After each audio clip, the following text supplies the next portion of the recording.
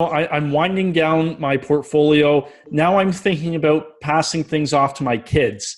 How does this structure work with making sure the kids get the money?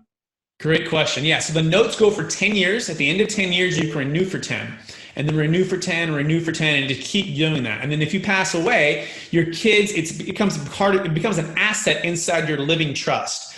And so if you pass it on, your kids can inherit your position and start receiving the income off of it. Most of our notes earn 8%. After fees, they pay about 6.5%.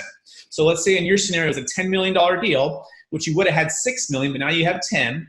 So you're earning about 8 on the 10 million. After fees, you're netting about 6.5%. That's your cash flow, right? You're paying ordinary income on that.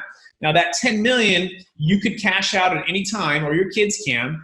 Now you're going to pay tax if you dip into that principle of capital gains tax, but most of our clients like to pay the tax the second day to never. They're just going to keep that deferred the whole time. Same thing as a 1031 to keep rolling it.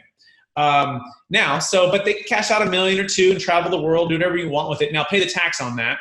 The other part of it is estate tax. Some of your listeners might be ultra high net worth individuals who have over 11 million if they're single, 22 million if they're married.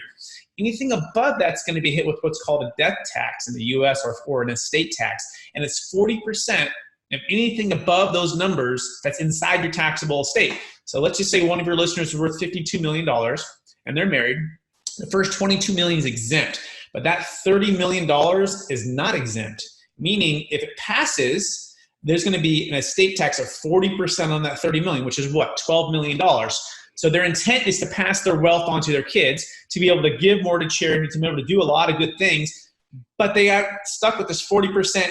It's a big chunk of that 30 million. Enter the Deferred Sales Trust.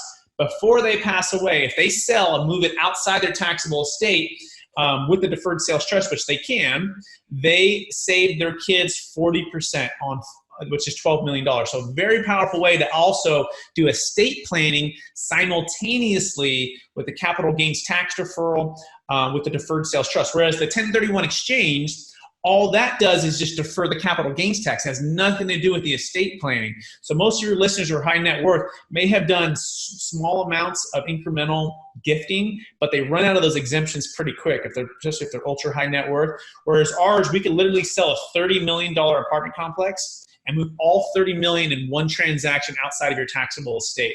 So that right there is one of the single best reasons to consider the Deferred Sales Trust. You have just listened to another information-packed episode of Capital Gains Tax Solutions with Brett Swarts. We hope you enjoyed today's show and found it helpful. Visit capitalgainstaxsolutions.com to access the show notes and to access more resources. Don't forget to leave a review and join us again next time.